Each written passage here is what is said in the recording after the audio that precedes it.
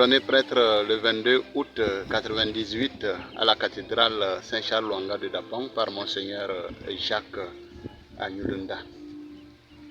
Je suis originaire de Gando, religieux fils de Marie Immaculée. Eh bien, merci bien Père. Ça fait aujourd'hui 25 ans que vous avez été ordonné prêtre, comme vous l'avez dit par l'évêque émérite Monseigneur Jacques Anyulunda. Pouvez-vous nous retracer votre parcours pendant ces 25 ans de vie sacerdotale? Le Seigneur les envoya très loin pour prêcher sa mission. Alors donc, mon parcours, j'ai commencé le parcours par mon diocèse d'origine, le diocèse de Dapong. Après mon ordination, mon supérieur de l'époque, paix à son âme, le père Jean-Yves Isakar, m'a affecté au diocèse de Dapong et l'évêque m'a envoyé dans la paroisse Sainte-Monique de Kombonloga. Et là, j'ai fait de 1998 à 2003 comme vicaire à la paroisse Sainte-Monique de Kombonloga. De juin 2003 à septembre 2006, j'étais envoyé au Burkina Faso comme formateur des jeunes et en même temps vicaire à la nouvelle paroisse Saint-Augustin de Binsiguin qui a été créée le 4 juillet 2004 par Monseigneur archevêque de Ouagadougou, Monseigneur Jean-Marie Wuntani Compaoré. De 2006 à 2009, j'ai été envoyé en France pour des études et en même temps pour la mission. Donc j'ai fait un an à Paris, un an à Bordeaux comme prêtre missionnaire, revenu à Paris pour être formé comme formateur des religieux. J'ai fait 3 mois au Châtelard et 6 mois à Paris de nouveau. Et c'est à la fin de cette formation que notre supérieur m'a envoyé à Ouagadougou et il m'a proposé comme curé de la paroisse Saint-Augustin de Binsiguin. Et Monseigneur cardinal Philippe Ouedraogo m'a nommé curé. Et de 2009 à 2015, j'étais toujours à Ouagadougou et c'est là qu'est venue l'idée de créer une paroisse, de prendre en charge une paroisse dans le diocèse de Dapong. Et le choix est tombé de nouveau sur moi que je revienne créer la paroisse Sainte-Maria Goretti de Biancouri. Et de là, j'ai fait 6 ans, 2015 à 2021, où j'étais complètement épuisé. 4 mandats de curé de 3 ans, donc ça fait 12 quand même, non? Et 3 ans de responsabilité au niveau régional plutôt. J'ai été responsable régional des Fils de Marie Immaculée d'Afrique de 2009 à 2012. Donc j'étais tellement fatigué que j'ai dû demander un temps de repos à mes supérieurs qui m'ont accordé une année bienfaisante et de repos où je suis allé en France, accueilli par le diocèse de La Rochelle, par Monseigneur Colombe, qui m'a reçu, Georges Colombe, qui m'a reçu, et j'ai passé une année à La Rochelle comme vicaire à la cathédrale Saint-Louis de La Rochelle. Bon. De là, j'ai passé 2 mois à Saint-Pierre-Miquelon, à côté du Canada, pour un remplacement de vacances pour aider. C'est toujours dans le diocèse de La Rochelle, pour aider un peu les prêtres qui étaient là. Et on était entouré d'eau, hein. Il n'y avait pas de choses. Et 2, 3 presqu'îles, donc Saint-Pierre et Miquelon, et puis l'Anglande, donc l'Anglande plutôt. Donc c'est là que nous avons fini notre temps en France et revenu en Afrique de nouveau et on m'a envoyé à Bobo-Dioulasso comme vicaire et de là il fallait que je revienne de nouveau à Biancouri pour continuer la mission. Donc j'ai fait un arbre pour Dioulasso et puis bon voilà, je suis revenu à Biancouri pour la deuxième fois. Et comme le disait Monseigneur, je viendrai t'installer pour toujours. Donc je suis là. Merci beaucoup. Quelques mots, quel bilan pouvez-vous nous dresser de votre parcours sacerdotal? Est-ce qu'on peut faire un bilan d'un parcours sacerdotal? Nous vivons au jour le jour. Et la parole de Dieu qui m'a piqué, qui me travaille jusqu'à aujourd'hui, c'est ce que j'avais choisi comme emblème et comme parole phare. Celui qui n'aime pas n'a pas connu Dieu, car Dieu est amour. Chaque jour de ma vie de prêtre, j'essaie de mettre le tout dans cette parole-là et de vivre cette parole-là pour que les gens puissent aimer et connaître Dieu. Et vous savez bien que dans ce parcours, ce n'est pas facile. C'est très difficile de faire aimer Dieu. C'est très difficile de le faire connaître sans en pâtir toi-même, quoi. Donc c'est un sacrifice de tous les jours pour être à la hauteur de cette tâche-là. Donc c'est tous les jours que j'apprends à être prêtre. C'est tous les jours que j'exerce en montrant que Dieu est amour. C'est tous les jours que j'essaie de montrer par ma vie, par ce que je suis, par ma pauvreté, en disant toujours c'est Dieu qui travaille. Sans Jésus, je ne suis absolument rien. Donc je ne peux pas faire un bilan, sinon je vis au jour le jour cet amour de Dieu et du prochain. Merci bien Père, en ce jour particulièrement heureux de votre vie de prêtre. Si vous aviez 2 mots à l'endroit des auditeurs et surtout de vos fidèles, qu'est-ce que vous leur auriez dit? C'est simple, Dieu est amour. Dieu est amour. Dieu est amour. Efforçons-nous d'aimer, comme le disait le grand Saint François d'Assise, l'amour n'est pas aimé. Efforçons-nous d'aimer. Si l'amour était aimé, je pense qu'il y aura moins de violence, moins de barbarie dans ce monde. Donc efforçons-nous à aimer. C'est mon mot.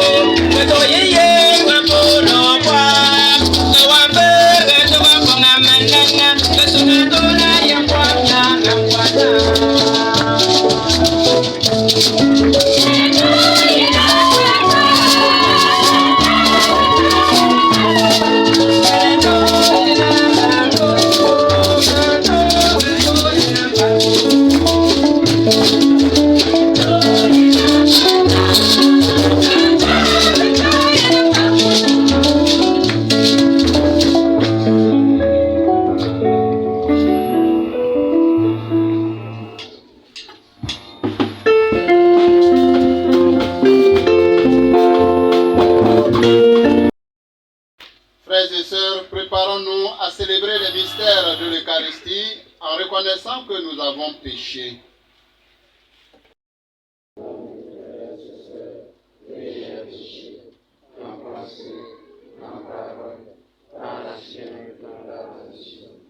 Oui, j'ai vraiment péchés.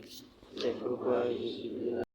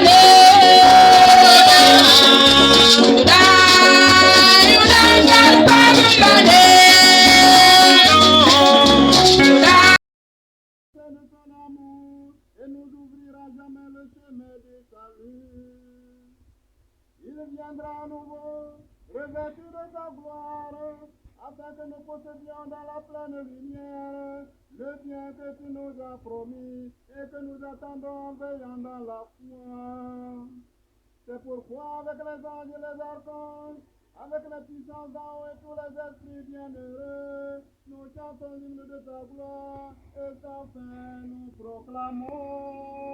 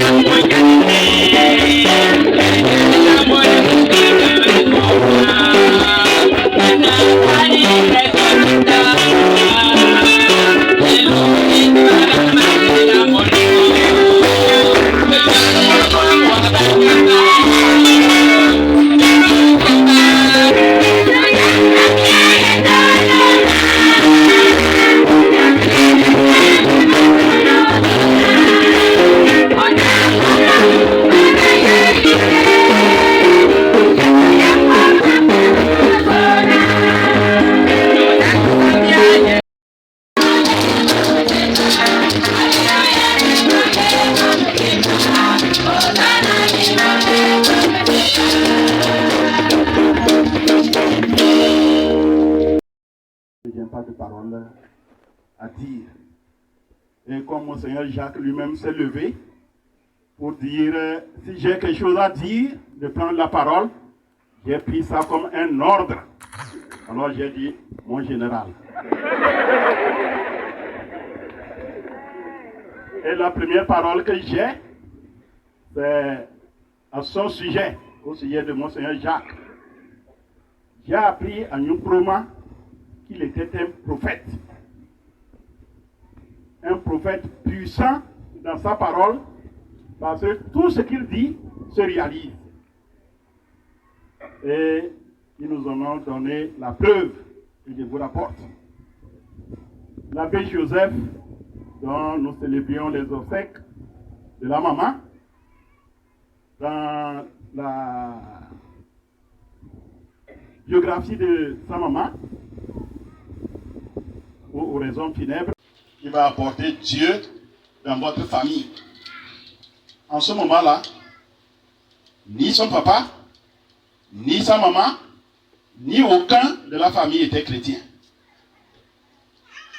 Et quelques 2 ans après, avant qu'il devienne prêtre, son papa est baptisé.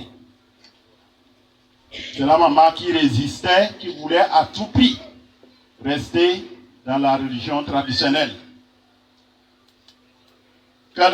Un an après son ordination, sa maman se fait baptiser, suivie de ses frères et sœurs, de ses oncles dans la famille. Donc la prophétie faite par Monseigneur Jacques, qu'il va apporter Dieu dans la famille, s'est réalisée.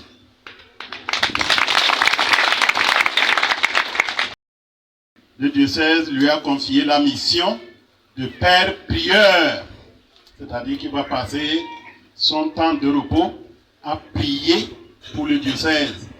Alors aujourd'hui, j'ai appris qu'il avait un autre titre, qu'il est le prophète, un prophète puissant par sa parole. La deuxième chose que le Père Consolateur a dite, que je répète parce qu'elle est vraie, à la messe d'enterrement donc de maman Martine à Nkrumah, j'ai annoncé qu'il y a longtemps que le Père Joseph, curé de la paroisse Sainte-Marie de Bienkouri, avait choisi ce jour pour rendre grâce à Dieu pour ses 25 ans d'ordination sacerdotale. Et que tous les prêtres qui étaient à Nkrumah, la plupart d'entre eux projetaient être en ce moment même où nous étions à Bienkouri pour rendre grâce avec lui. Et que comme la mort ne prévient pas pour arriver, donc les obsèques aussi ne se programment pas. Il se fait que les obsèques de maman Martine sont tombées le même jour. qu'alors, on s'est scindé en deux. Moi, j'ai conduit, je vous dis ce que je viens de dire à Nkrumah. J'ai conduit une partie du clergé à Nkrumah pour célébrer les obsèques et représenter l'autre partie conduite par Monseigneur Jacques Anyilunda à Bienkouri pour nous représenter aussi. Alors, nous représentions tout le clergé là-bas, et Monseigneur Jacques et les autres prêtres qui sont ici nous représentaient tous ici. Ainsi, le Père Joseph a eu 2 messes de jubilé et Maman Martine a eu 2 messes d'enterrement. Alors, tout est grâce. Mon curé, pour dire que je serai à Nkrumah, certainement pour la messe d'enterrement, mais qu'après l'enterrement, je prends la route pour arriver pour payer mon denier de culte. Et lui sait ce que ça signifie. Tout fidèle d'une paroisse doit payer son denier de culte, n'est-ce pas? Il paye ici. Est-ce qu'il paye? Tous payent. Ah, toi, tu ne payes pas. Même moi, je suis un paroissien exemplaire. Je paye toujours mon denier de culte. Mais Les prêtres ont leur manière de payer le dîner de culte à leur paroisse, les évêques aussi, et les fidèles chrétiens aussi ont leur manière de payer le dîner de culte. Mais chacun doit être fidèle à payer. Alors, je lui ai dit qu'aujourd'hui, après la messe, je viens payer mon dîner de culte. C'est ça, non? Donc après, il va me prendre chez lui là au salon pour recevoir mon dîner de culte. Alors merci et merci encore à Monseigneur Jacques. Ça c'est une révélation, c'est ce qu'il m'a dit ici. Je dis, oh, vous n'avez pas encore fini la messe depuis 9h. Ah non, non. Comme je savais que vous devez être à Nyoukrouma, que vous n'arriverez pas avant midi et demi, 13h, je suis arrivé exprès en retard pour que la messe ne finisse pas avant votre arrivée. Alors dites-lui merci de ma part. Donc comme ça, je vais rattraper la bénédiction du jubilaire et surtout rattraper la deuxième messe des gens de Biencouri. Merci beaucoup. Merci. Le Père, le Fils et le Saint-Esprit. Amen. Allons et demeurons dans la paix du Christ.